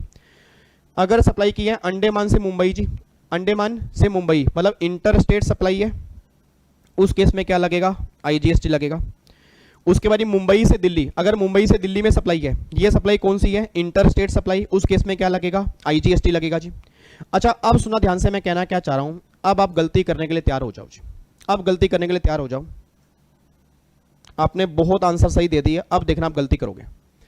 अगर आपने सप्लाई की है दिल्ली में एसईजेड है, दिल्ली में एसईजेड है और सप्लाई की है पंजाब में, इधर सुनना ध्यान से। अगर आपने दिल्ली में एसईजेड है और वहां से सप्लाई की है पंजाब में, यह सप्लाई क्या बनेगी? यह सप्लाई क्या बनेगी जी? अब सुनना ध्यान से, इधर देखो जी। कई बच्चों को यहां पे अब ये डाउट आ रहा है कि सर ये एसईजेड का मतलब क्या होता है, हमें ये समझ नहीं आ रहा, एसईजेड समझा दो। अब सुनना ध्यान से, मैं कहना क्या चाह रहा हूं। यहां पे जो मैंने इंडिया का मैप दिखाया था, एक बार इंडिया के मैप पे वापस आओ, इंडिया के मैप पे वापस आओ। अगर मैंने सप्लाई यहां से इंडिया से बाहर की है, इसको हम बोलते हैं एक्सपोर्ट, इसको हम क्या बोलते हैं? एक्सपोर्ट बोलते हैं। बाहर से मैंने कोई इंडिया में सप्लाई की है, इसको हम क्या बोलते हैं? इंपोर्ट बोलते हैं। इंपोर्ट और एक्सपोर्ट को दोनों को ही हम इंटर स्टेट सप्लाई बोलते हैं। इंपोर्ट वाले केस में जीएसटी लगता है, एक्सपोर्ट वाले केस में जीएसटी नहीं लगता। सर एक वर्ड होता है एसईजेड, प्लीज ध्यान सुना। एसईजेड मींस क्या होता है? स्पेशल इकोनॉमिक जोन, मतलब ऐसा एरिया जो इंडिया में है बट फिर भी उसको इंडिया से बाहर मानते हैं। ऐसा एरिया जो इंडिया में है फिर भी उसको इंडिया से बाहर मानते हैं। सर ये एरिया होता क्या है? जब भी गवर्नमेंट को कुछ एरिया को डेवलप करना होता है तो गवर्नमेंट उसे डिक्लेयर कर देती है एसईजेड। अब मुझे नहीं पता, आप में से कई सारे बच्चों को शायद पता हो, आज गुड़गांव, नोएडा, जो बच्चे दिल्ली या दिल्ली के आसपास के हैं, गुड़गांव और नोएडा में कई एसईजेड हैं। अब गवर्नमेंट ये बात कहती है कि अगर किसी पर्सन ने एसईजेड को सप्लाई की तो हम ये मानेंगे आपने इंडिया से बाहर सप्लाई की है, और अगर एसईजेड ने आपको सप्लाई की हम ये मानेंगे कि आपने इंडिया के बाहर से सप्लाई ली है।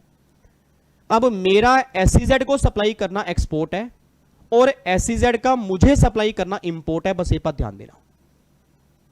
एग्जाम में क्वेश्चन आ गया जी, एग्जाम में क्वेश्चन आ गया कि गुड़गांव में एसईजेड है, गुड़गांव में एसईजेड है और वहां से सप्लाई की पंजाब में, तो बच्चे ने क्या सोचा, भाई गुड़गांव से पंजाब में सप्लाई हो रही है, इंटर स्टेट है, आईजीएसटी लगेगा। सर अगर गुड़गांव के एसईजेड से पंजाब में सप्लाई हो रही है, इसको इंपोर्ट बोलेंगे, इंपोर्ट वाले केस में लगेगा तो आईजीएसटी, बट ये बताओ ये इंपोर्ट है। और अगर वही मैंने पंजाब से सप्लाई की है गुड़गांव के एसईजेड में, इसको बोलेंगे एक्सपोर्ट, उस केस में कोई भी जीएसटी एप्लीकेबल नहीं होगा। इट मींस अगर मैं एसईजेड को सप्लाई कर रहा हूं या एसईजेड मुझे सप्लाई कर रहा है, उसको इंपोर्ट एक्सपोर्ट का नाम दोगे, बस ये पर ध्यान देना। और मेरी पूरी फैमिली जानती है, मैंने क्लास के अंदर पहले भी कहा था, import the goods higher the taxes, export the goods not the taxes. और याद करो क्लास में एक्सपोर्ट को हम क्या बोलते हैं? जीरो रेटेड सप्लाई, उस केस में कोई भी जीएसटी एप्लीकेबल नहीं होगा। तो मुझे अपने आप आंसर दे देना जी। अब मुझे अपने आप आंसर देना, यहां पे चेक करो। अब अगर मान लो दिल्ली एसईजेड है, पंजाब में सप्लाई की है, इसको क्या बोलेंगे? इंपोर्ट बोलेंगे। ऋषभ कह रहे हैं सर कस्टम भी लगेगा, बिल्कुल ऋषभ कस्टम भी लगेगा। अगर आपने गुड्स इंपोर्ट किया उस केस में कस्टम ड्यूटी भी लगेगी और जीएसटी भी लगेगा। अब ये मत कहना सर डबल टैक्स लगेगा, ये मत कहना कि डबल टैक्स लगेगा। सर कस्टम का अलग एक्ट है, जीएसटी का अलग एक्ट है, ठीक है। नो डाउट अगर आप गुड्स इंपोर्ट करते हो तो उस पर कस्टम ड्यूटी भी एप्लीकेबल होगी और जीएसटी भी एप्लीकेबल होगा, बस ये पर ध्यान दो। तो यहां पे इंपोर्ट है, उस केस में क्या लगेगा जी? आईजीएसटी। उसके बाद जी पंजाब से यूएसए, हाँ जी पंजाब से यूएसए में, अगर पंजाब से यूएसए में सामान जा रहा है, इसको क्या बोलते हैं? एक्सपोर्ट। और अगर एक्सपोर्ट बोलेंगे उस केस में कोई भी जीएसटी एप्लीकेबल नहीं होगा, क्योंकि एक्सपोर्ट वाले केस में कोई भी जीएसटी एप्लीकेबल नहीं होता। अच्छा यूएसए से गुजरात, बाहर से गुजरात में सामान आ रहा है, ये क्या बन गया जी? इंपोर्ट बन गया। इंपोर्ट का मतलब इंटर स्टेट सप्लाई, और इस पर क्या लगेगा? आईजीएसटी लगेगा। उसके बाद अब यहां पे देखना जी, गुजरात से आपने सप्लाई की है 8 नॉटिकल माइल्स में और ये मुंबई के पास है। हाँ जी गुजरात से आपने सप्लाई की है 8 नॉटिकल माइल्स में और ये नॉटिकल माइल्स, ये पानी जो है ये मुंबई के पास है। अब सोच समझ के बोलना, ये मुंबई है, ये गुजरात है, that is inter state supply, ये इंटर स्टेट सप्लाई है। इस केस में क्या लगेगा जी? आईजीएसटी। उसके बाद जी 8 नॉटिकल माइल से मुंबई में सप्लाई की है, और ये 8 नॉटिकल माइल्स भी कहाँ है, मुंबई के पास है। तो भैया मुंबई से मुंबई में सप्लाई करोगे तो वो क्या बनेगा, इंट्रा स्टेट सप्लाई। इस केस में क्या लगेगा, CGST प्लस में UTGST। अब सोच समझ के बोलना, JNK से लद्दाख जी, JNK लद्दाख, क्या अब ये दोनों सेम है या अलग अलग हैं? हाँ जी, JNK और लद्दाख क्या अब दोनों सेम है या अलग अलग हैं? सर अलग अलग हैं। JNK क्या है, डीम्ड स्टेट है, और लद्दाख क्या है, UT है। तो अगर स्टेट से UT में सप्लाई करोगे that is inter state supply, उस केस में क्या लगेगा, IGST। और अगर दादरा और दमन, आप मुझे सोच के बताना जी, अब दादरा और दमन दोनों सेम है, अब दादरा और दमन दोनों सेम है, मैंने कल भी कहा था ये 2 UT कंबाइन हो चुकी हैं जी, और अगर ये दोनों UT कंबाइन हो चुकी हैं that is intra state supply, उस केस में क्या लगेगा, CGST प्लस में UTGST। तो ये क्या बन गया जी, इंट्रा स्टेट सप्लाई। इस केस में क्या लग गया, CGST प्लस में UTGST। अब बताओ जी, इन सारे के सारे 15 एग्जाम्पल में कोई भी डाउट जी? 2100 बच्चे सामने बैठे हैं जी, ठीक है, 2100 बच्चे सामने बैठे हैं, 1800 लाइक है, मैं क्या कहूँ आपको, और 7 डिसलाइक हैं। वो 7 होते हैं ना, नजरवट्टू होते हैं, नजरवट्टू होते हैं ना, बुरी नजर वाले, तेरा मुंह काला, 7 लोग तो वही हैं, क्योंकि उनको दूसरे को पढ़ता हुआ अच्छा, वो कहते पता क्या सोचते हैं, अरे ये कैसे पढ़ रहे हैं इतनी रात को, मैं नहीं पढ़ने दूंगा, मैं इनको डिसलाइक करके इनको डिमोटिवेट करूंगा। उन्हें क्या पता ये 2100 बच्चे के अंदर ऐसा जुनून है कि सारे पढ़ने वाले बच्चे बैठे हैं। ठीक है, इधर देखो ध्यान से, यहां तक कोई डाउट जी, यहां तक कोई भी डाउट जी? 13th वाला एक बच्चे का डाउट है 13, और 13 पे आओ जी। ओके ओके ओके, समझ गया समझ गया समझ गया, ओके है जी। 13 देखो जी, एक बार चेक करो। 13 ये बात कह रहा है आपने सप्लाई की है 8 नॉटिकल माइल से, जो ये 8 नॉटिकल माइल्स है ये मुंबई के नियर है, और आपने सप्लाई भी कहां पे की है, मुंबई में। अब मुंबई भी कहां पे है, महाराष्ट्र में, और ये पानी भी जो है किस स्टेट के पास आ रहा है, महाराष्ट्र के पास आ रहा है। अब अगर दोनों स्टेट सेम होंगी तो इंट्रा स्टेट सप्लाई बनेगी। अच्छा, CGST प्लस में SGST लगेगा, सॉरी CGST प्लस में SGST लगेगा, मैंने UTGST लिख दिया, SGST आएगा जी। 14 में डाउट आ रहा है जी, 14 में एक बच्चा कह रहा है 14 में डाउट है सर। 14 में क्या डाउट है, JNK से लद्दाख है सर, JNK स्टेट है, लद्दाख UT है, तो अगर स्टेट से UT में सप्लाई करोगे तो इंटर स्टेट सप्लाई बनेगी ना, उस केस में क्या लगेगा, IGST लगेगा। उसके बाद बच्चा कह रहा है सर मेरे को डाउट है 9 में, 9 में आ जाओ। एक बात मुझे बताना जी, वो कह रहे हैं दिल्ली में SEZ है और आपने SEZ से पंजाब में सप्लाई की है। पहले मेरे को ये बताओ, SEZ को हम इंडिया में मानते हैं, इंडिया से बाहर मानते हैं?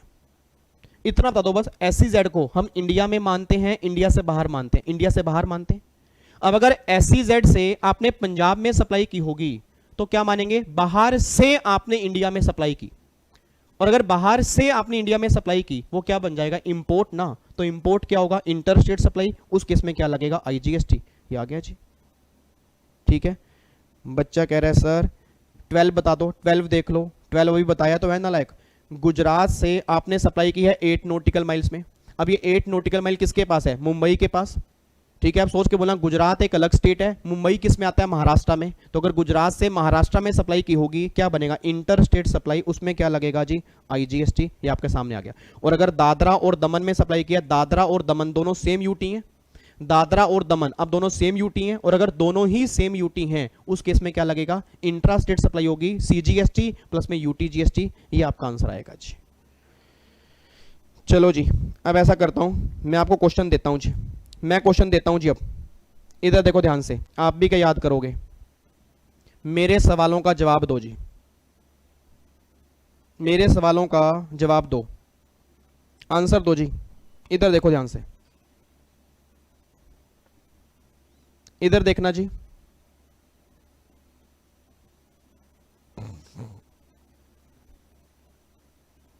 चंडीगढ़, बातचीत ना करो नालायकों, बातचीत ना करो। चंडीगढ़, अभी बता रहा हूं, SEZ वाला कॉन्सेप्ट दोबारा बता रहा हूं, अभी बता रहा हूं जी। चंडीगढ़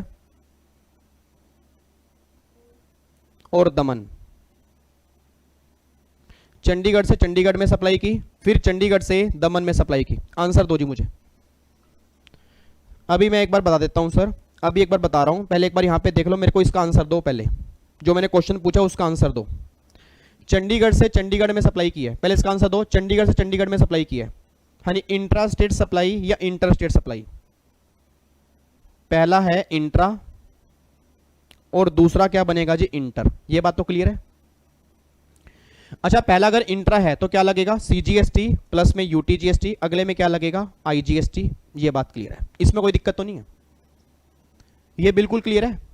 थोड़ा सा आगे बढ़ सकते हैं, चलो जी। अब यहां पे देखो जी, यहां पे देखना,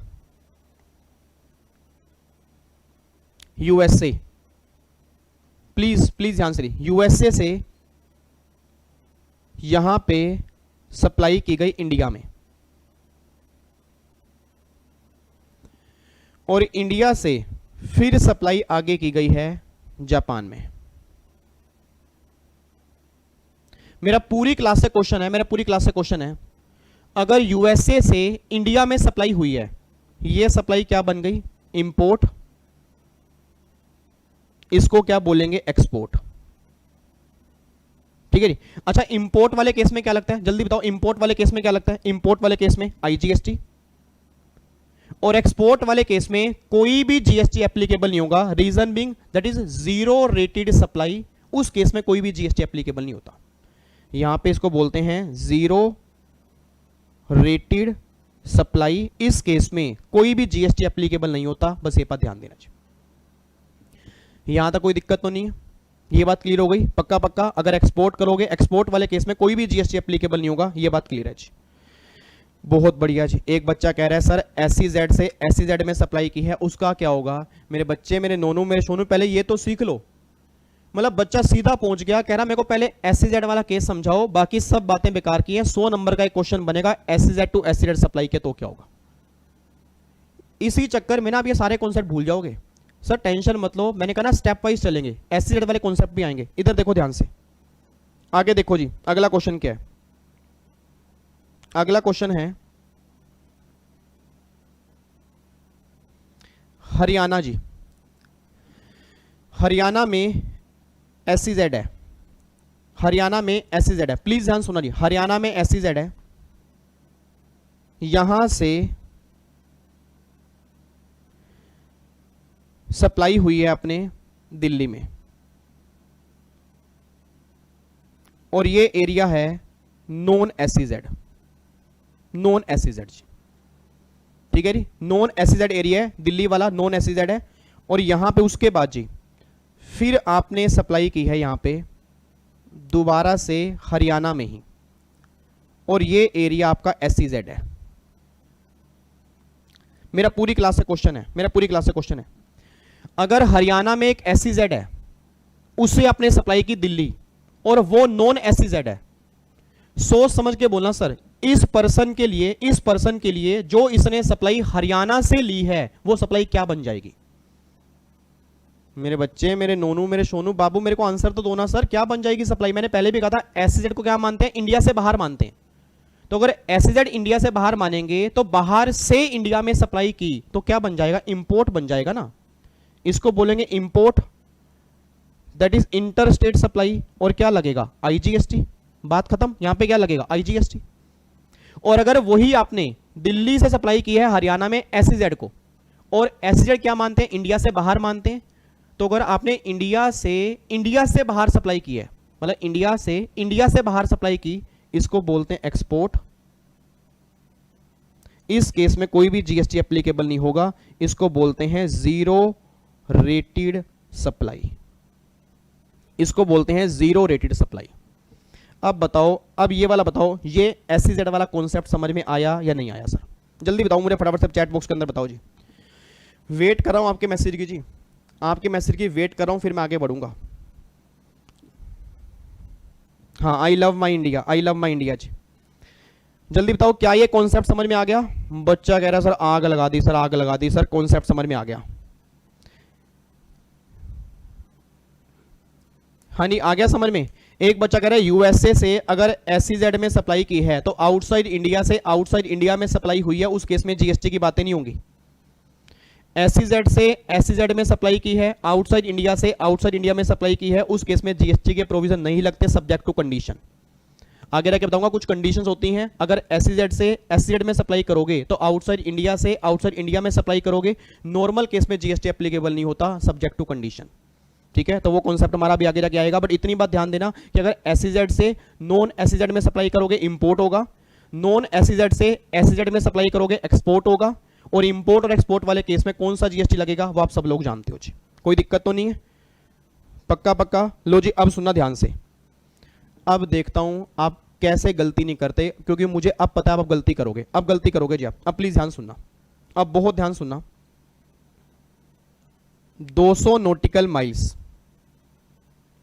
200 नॉटिकल माइल से आपने सप्लाई की है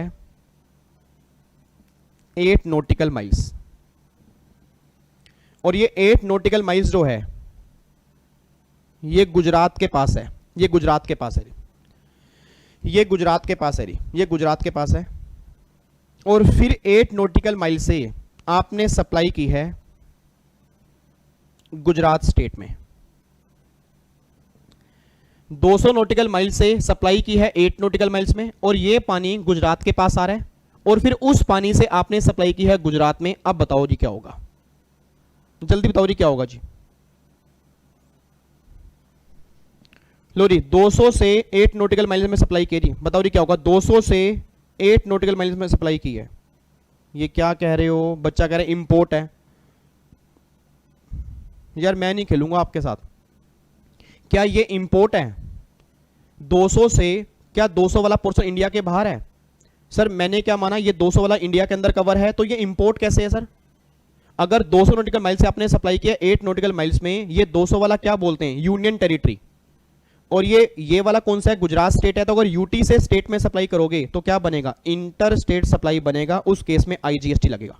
और अगर गुजरात से, गुजरात के पानी से गुजरात में ही सप्लाई करोगे, ये बन जाएगा इंट्रा, उस केस में क्या लगेगा, सीजीएसटी प्लस में एसजीएसटी। लो जी ये आपका जीएसटी निकल के आएगा। अब बताओ इसमें कोई दिक्कत है तो जी, ठीक है। अब बच्चा कह रहा है सर डिपेंड करता है किस चीज की सप्लाई है। अगर क्वेश्चन में कुछ भी नहीं कहा होगा, ऑलवेज आप ये मान के चलोगे कि 200 नॉटिकल माइल्स वाला एरिया जो है उसको इंडिया में ही एज्यूम करना पड़ेगा, जब तक वो स्पेसिफिकली नहीं कहता उसको इंडिया से बाहर मानो। क्योंकि हमारा इंडिया 200 तक भी है, वो बात अलग है, ओनली फॉर ऑयल पर्पस और नेचुरल गैस पर्पस। हाँ अगर क्वेश्चन में लिखा ही हुआ है कि ये सप्लाई ऑयल और नेचुरल गैस से रिलेटेड नहीं है, फिर ये 200 वाला एरिया जो होगा वो इंडिया में कवर नहीं होगा, ये बात ध्यान देना चाहिए। क्लियर है यहां तक?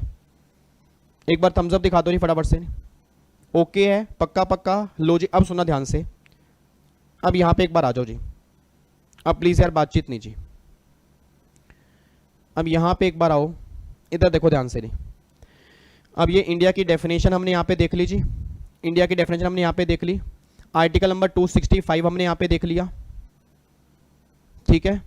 अब यहां पे एक आर्टिकल मुझे और करवाना है, और फिर अगली क्लास में मैं कराऊंगा आपको नए आर्टिकल सारे। इधर सुनना ध्यान से, इधर सुनना। अब प्लीज यार बातचीत नहीं जी, अब प्लीज बातचीत नहीं, इधर देखो ध्यान से, इधर देखो। अब एक आर्टिकल है जी, आर्टिकल नंबर 271। आर्टिकल नंबर 271 है पावर टू लेवी सेस और सरचार्ज बाय पार्लियामेंट, मतलब जो भी आपके सेस और सरचार्ज होंगे उसको लगाने की पावर किसके पास होगी, पार्लियामेंट के पास होगी। अब याद करो इनकम टैक्स में आपने पढ़ा होगा हेल्थ एंड एजुकेशन सेस, और जीएसटी में कौन सा है, जीएसटी कंपनसेशन सेस है। अब अगर मैं हेल्थ एंड एजुकेशन सेस की बात करूंगा, फाइनेंस एक्ट 18 से उसका जन्म हुआ था जी, और जीएसटी का जो आपका जीएसटी वाला सेस है 2017 में आया था। एजुकेशन सेस का रेट क्या फटाफट से याद करो, आपका रेट 4% है, और जो आपका ये वाला सेस है जीएसटी वाला 3% से लेके 290% है। उसके बाद जी जो इनकम टैक्स वाला सेस होगा वो लगेगा टैक्स पर, ये लगेगा वैल्यू पर, और जो इनकम टैक्स वाला सेस है उसकी नेचर क्या है, डायरेक्ट टैक्स है, इसकी नेचर क्या है, इनडायरेक्ट टैक्स है। बस ये पर ध्यान देना, मतलब मैं कहना ये चाह रहा हूं कि आज इनकम टैक्स और जीएसटी दोनों में सेस है, आज इनकम टैक्स और जीएसटी दोनों में सेस है। बस ये बात ध्यान दो कि एक आपका लगेगा टैक्स पर, एक लगेगा वैल्यू पर, इन दोनों के अंदर ये फर्क है। आपके एग्जाम में क्वेश्चन जरूर बन जाएगा जी, आपके एग्जाम में क्वेश्चन जरूर बन जाएगा। आप फिर एग्जाम में गलती करके आओगे, जो इनकम टैक्स वाला सेस है वो टैक्स के ऊपर लगाना है, और जो जीएसटी वाला सेस होगा वो वैल्यू पर एप्लीकेबल होगा। बस ये पर ध्यान दो, ठीक है। तो इन दोनों में बस ये ध्यान देना कि ये लगेगा टैक्स पर जी, और ये लगेगा वैल्यू पर। एक बच्चा कह रहा है सर 290% सेस किस पे लगेगा, सिगरेट पे लगेगा। आप देखते हो ना मार्केट में सिगरेट जो लोग पीते हैं, तो सिगरेट पर 290% सेस एप्लीकेबल होगा, ये बात ध्यान देना। जो आपका सिगरेट है, जो आपकी सीन आइटम होती हैं उस पर 290% तक सेस है, बस ये बात ध्यान दो, ठीक है जी। तो ये हमारा आर्टिकल नंबर 271 है। अब आज की क्लास का जी अब एक लास्ट कॉन्सेप्ट कराने जा रहा हूं। इधर सुनो ध्यान से, अब एक बार सीधे होके बैठ जाओ जी। आज की क्लास का लास्ट कॉन्सेप्ट सुनो जी। अब लास्ट कॉन्सेप्ट कराने जा रहा हूं जी। आपका आर्टिकल है, इधर देखो ध्यान से, आर्टिकल है जी, ये रहा आर्टिकल है 270। इधर देखो जी, लास्ट आर्टिकल आज की क्लास का, और ऐसा आर्टिकल है जो एग्जाम के लिए मोस्ट इंपॉर्टेंट है और काफी सारे बच्चे गलती करके आते हैं। एक बार आर्टिकल नंबर 270 की ना, एक बार आर्टिकल नंबर 270 की, बच्चा कह रहा है दोबारा करवा दो आर्टिकल नंबर 271। आर्टिकल नंबर 271 में है क्या? आर्टिकल नंबर 271 तो बस ये बात कह रहा है कि जो आपके सेस लगते हैं और सरचार्ज लगते हैं उसको लगाने की पावर जो है वो पार्लियामेंट के पास है। इनकम टैक्स में एजुकेशन सेस है, जीएसटी में जीएसटी कंपनसेशन सेस लगता है। इनकम टैक्स वाला सेस आप सब जानते हो 4% है और जीएसटी वाला 3% से लेकर 290% है। इनकम टैक्स वाला सिर्फ टैक्स पे लगेगा और जीएसटी वाला वैल्यू पर एप्लीकेबल होगा। ये आर्टिकल नंबर 271 है। तो आर्टिकल नंबर 271 में बस इतना सा लिखा है कि जो सेस और सरचार्ज होंगे उसको लगाने की पावर जो होगी पार्लियामेंट के पास होगी। बस ये पर ध्यान देना जी, ठीक है। अब सुनना ध्यान से, अब प्लीज बातचीत नहीं जी। आर्टिकल नंबर 270 अब लास्ट आर्टिकल है। पूरी फैमिली बस 5 मिनट यहां पे बैठ जाना जी, सिर्फ 5 मिनट बैठ जाना और कोई बच्चा भी यहां पे बातचीत नहीं करेगा। 1 मिनट रुको। भूख लग रही है आपको? भूख लग रही है? अगर भूख लग रही है, आज तो मेरे पास पार्ले जी भी नहीं है, आज तो मेरे पास पार्ले जी, हाँ है, ये लो। एक एक बिस्किट का पैकेट ले लो जी, एक एक बिस्किट का पैकेट ले लो फटाफट से, जल्दी करो। और अपना चाय मम्मी को बोल देना कि मम्मी कह दो बस 5-10 मिनट की बात है, बिस्किट का पैकेट मैं दे रहा हूँ, चाय अपना घर से बनवा लो। चाय और बिस्किट आराम से खाना, पार्ले जी बिस्किट सबसे बढ़िया होते हैं जी। मैं यहाँ पे रख रहा हूँ, जब आपको टाइम मिले यहाँ से उठा लेना जी, ठीक है। ये यहीं पर पड़ा हुआ है, जब आपको टाइम मिले यहाँ से उठा लेना। इधर देखो ध्यान से जी, अब प्लीज ध्यान सुनना जी। लास्ट कॉन्सेप्ट करने जा रहे हैं जी, आर्टिकल नंबर 270। एक बार आर्टिकल नंबर 270 की ना हेडिंग पढ़ दो। आर्टिकल नंबर 270 की हेडिंग क्या है? वो ये बात कहना चाह रहा है distribution of taxes between union and the state. अब प्लीज ध्यान सुनना चाहिए। इट मींस आर्टिकल नंबर 270 ये बात कहना चाहता है कि जो भी आपके टैक्स होंगे वो यूनियन और स्टेट में कैसे डिस्ट्रीब्यूट होंगे। अब सुना ध्यान से। सर एक बात मैंने सोच के बताओ, एक बात मैंने सोच के बताओ जी। अगर कोई बच्चा चैट बॉक्स में मैसेज करता पकड़ा गया, अगर कोई बच्चा चैट बॉक्स में मैसेज करता पकड़ा गया, सबसे बड़ा पाप लगेगा। उसे ये बात ध्यान देना। काली माता आएगी रात को, फिर मत कहना सर काली माता हमारे सपने में क्यों आ रही है। ऐसे सांप लेके आएगी और फिर आप डर जाओगे, फिर आप याद करोगे मेरी बात जो मैंने आज क्लास के अंदर बोली थी, तो कोई बड़ा चैट बॉक्स में मैसेज नहीं करेगा। इधर सुना, मैं ध्यान से कहना क्या चाह रहा हूं जी। आर्टिकल नंबर 270 है distribution of taxes between union and state. मतलब आर्टिकल नंबर 270 ये बात कह रहा है कि ऐसे कौन से टैक्स होंगे जो यूनियन और स्टेट दोनों में डिस्ट्रीब्यूट होंगे। मेरा पूरी क्लास से क्वेश्चन है, मेरे पूरी क्लास से क्वेश्चन है। अब टैक्स आपके 2 तरह के होते हैं, सेंट्रल लेवल या स्टेट लेवल। अब जो भी आपके स्टेट लेवल के होंगे वो किसके पास जाएंगे? स्टेट गवर्नमेंट के पास। और वो होंगे भी स्टेट गवर्नमेंट के, उसमें कोई पैसा सेंट्रल गवर्नमेंट का नहीं होगा। बस ये पर ध्यान देना।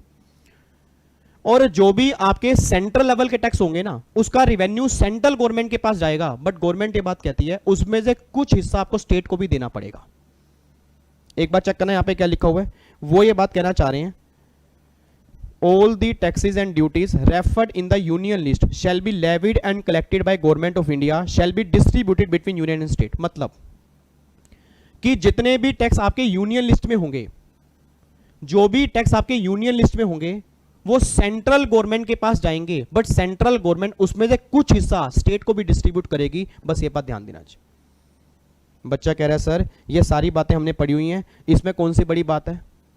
भाई ऑब्वियस सी बात है कि जो टैक्स यूनियन लिस्ट वाले होंगे सेंट्रल गवर्नमेंट के पास जाते हैं, उसमें कुछ हिस्सा स्टेट को भी डिस्ट्रीब्यूट करते हैं, इसमें कौन सी बड़ी बात है? अब जो मेन बात मुझे समझानी है वो ध्यान सुनना। सर एक बात मुझे सोच के बताना। आज इनकम टैक्स जो है, इधर देखो ध्यान से, आज इनकम टैक्स जो है आप सब जानते हो इनकम टैक्स आपके सेंट्रल लेवल का है। और अगर इनकम टैक्स आपके सेंट्रल लेवल का है सर, इसका रेवेन्यू किस गवर्नमेंट के पास जाएगा? सेंट्रल गवर्नमेंट के पास। बट गवर्नमेंट कहती है इसके 2 टुकड़े होंगे, इसमें सेंट्रल गवर्नमेंट का भी होगा, स्टेट गवर्नमेंट का भी होगा। आज अगर कस्टम ड्यूटी की बात करूंगा सर, कस्टम ड्यूटी, इसका रेवेन्यू सेंट्रल गवर्नमेंट के पास जाएगा, इसके 2 टुकड़े होंगे, सेंट्रल गवर्नमेंट के पास भी जाएगा, स्टेट गवर्नमेंट के पास भी जाएगा। इट मीन जितने भी टैक्स आपके यूनियन लिस्ट में होंगे वो सेंट्रल गवर्नमेंट के पास जाएंगे, उसमें कुछ हिस्सा स्टेट को भी मिलेगा। बस ये पर ध्यान देना। अब जो मेन मेरा क्वेश्चन है ये आपके सामने यहां पे मैं लिख रहा हूं जी CGST और यहां पे मैं लिख रहा हूं SGST। सोच समझ के बोल देना डी, सोच समझ के बोल देना। SGST का रेवेन्यू किस गवर्नमेंट के पास जाता है? स्टेट गवर्नमेंट के पास, ये बात तो क्लियर है। CGST का रेवेन्यू किस गवर्नमेंट के पास जाता है? सेंट्रल गवर्नमेंट के पास, ये भी बात क्लियर है। अच्छा, SGST का रेवेन्यू सेंट्रल गवर्नमेंट के पास नहीं जाता, स्टेट गवर्नमेंट के पास जाता है। अब अगर SGST का रेवेन्यू स्टेट गवर्नमेंट के पास जाता है, क्या इसमें से कुछ हिस्सा वो सेंट्रल गवर्नमेंट को भी देगी या सारा स्टेट का होगा? सर इसमें सारा स्टेट का होगा, इसमें कोई हिस्सा सेंट्रल गवर्नमेंट का नहीं होगा, ये बात ध्यान सुना।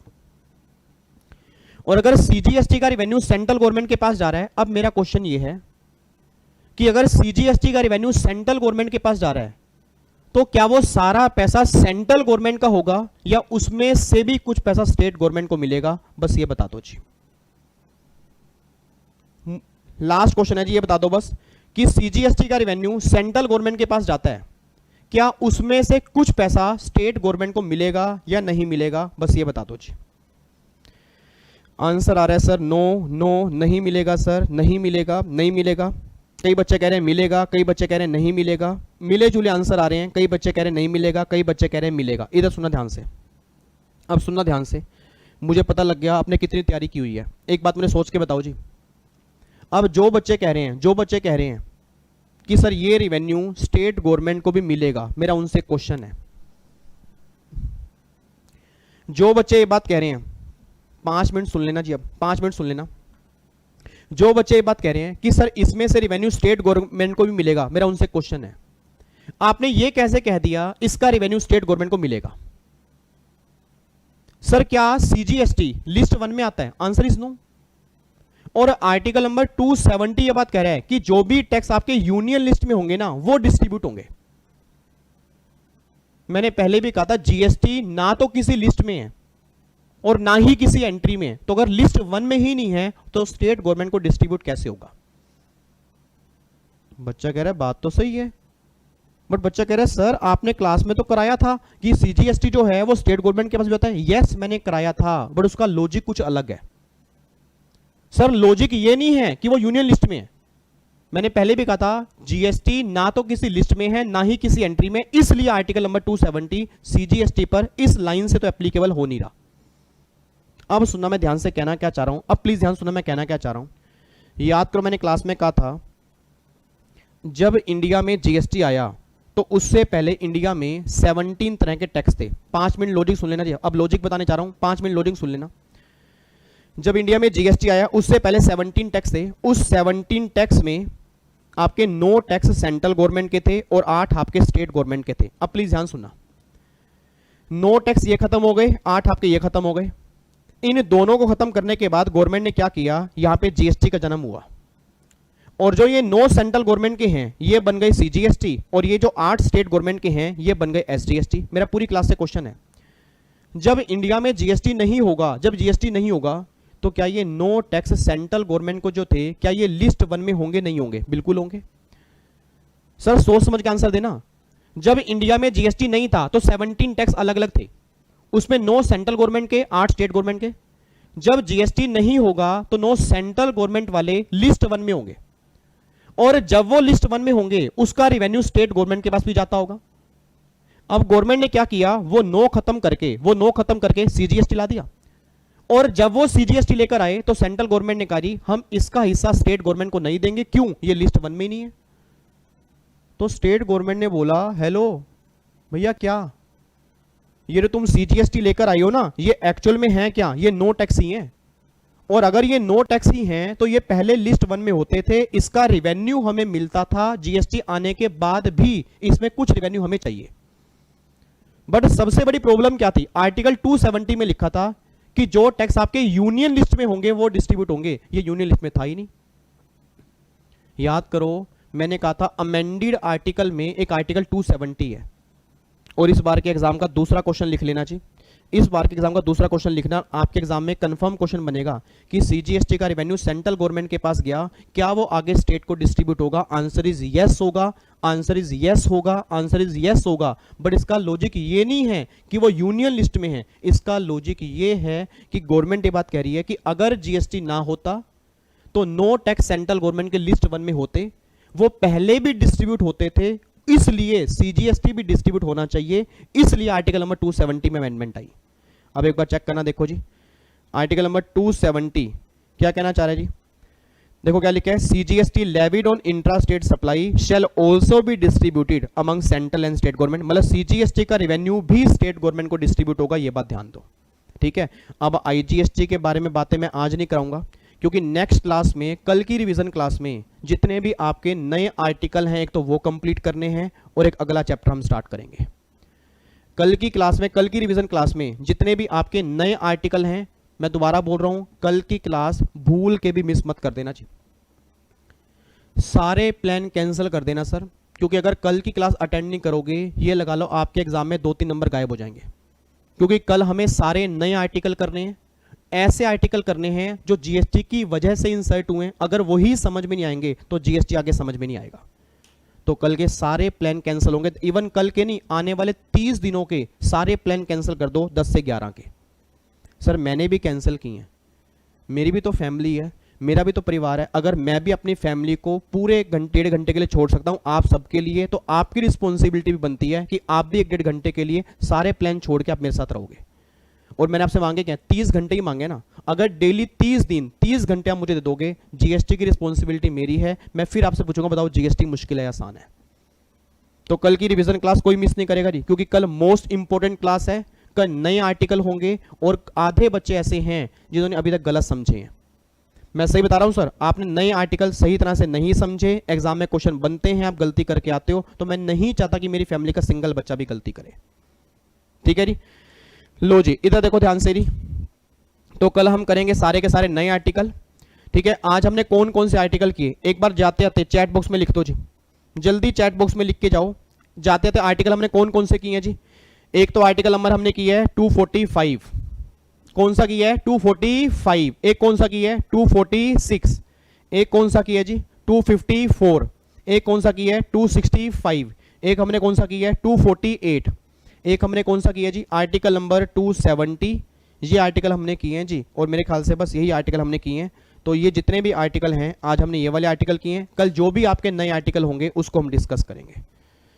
ओ माय गॉड 1900 बच्चा अभी लाइव बैठा है, कमाल हो गई सर, इतना मतलब मैं आपका तहे दिल से धन्यवाद करता हूँ। ये बाकी आए वैसे 2200-2300 बच्चा था, वो सब बच्चे, वो मैंने कहा ना कई बच्चे टहलने के लिए आते हैं, कई बच्चे तो एक्चुअल में ना मजे करने के लिए आते हैं, बस वो देखते हैं अच्छा चलो खाना खुना खा लिया है, ऐसा करते हैं थोड़ा ना 10-15 मिनट की वॉक कराते हैं यूट्यूब के ऊपर, उनकी ना यूट्यूब पे वॉक होती है कि चलो अच्छा यहाँ पे विवेक सर लाइव बैठे हैं, चल यार 10 मिनट बैठ जाते हैं, विवेक सर को भी बुरा नहीं लगेगा, 10 मिनट बैठ जाते हैं फिर कहीं और चलेंगे, ठीक है।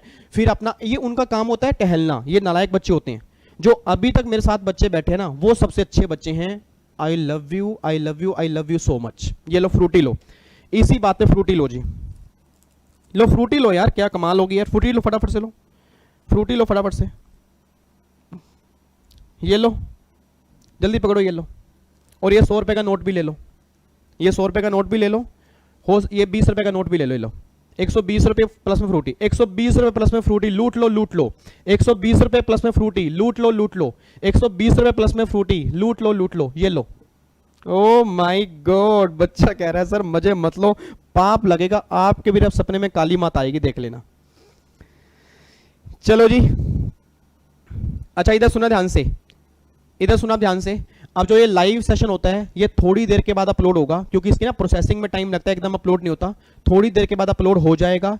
जिस बच्चे को आज के लाइव सेशन में कोई भी डाउट्स होंगे, जब ये वीडियो अपलोड हो जाएगी उसके कमेंट बॉक्स में डाल देना। और मैं दोबारा बोल रहा हूं, अगर बच्चे लाइव नहीं आएंगे मैं इसको प्राइवेट करना स्टार्ट कर दूंगा सर, मैं सही बता रहा हूं, अगर आप डेली लाइव नहीं आओगे मैं प्राइवेट करना स्टार्ट कर दूंगा। फिर मत कहना सर प्राइवेट क्यों कर रहे हो, क्योंकि सर जो लाइव पढ़ने का मजा आता है ना सर, वो रिकॉर्डिंग में आता ही नहीं, मैंने कल भी कहा था। अगर आप मेरे साथ यहां पे बैठ के देखोगे ना, सही बता रहा हूं, मुझे इतना मोटिवेशन मिलता है, इतना मुझे जोश आता है, आप सोच भी नहीं सकते। अगर 30 दिन तक डेली ऐसे ही इतने बच्चे बैठे होंगे, सर सही कह रहा हूं, इतिहास रच देंगे जीएसटी में। आज तक जीएसटी आपने ऐसा नहीं पढ़ा होगा जो मैं जीएसटी पढ़ा दूंगा आपको, आपके रोम रोम में जीएसटी, रोम रोम में जीएसटी कर दूंगा मैं, बस आप डेली बेस पे आ जाना चाहिए, ठीक है जी। चलो जी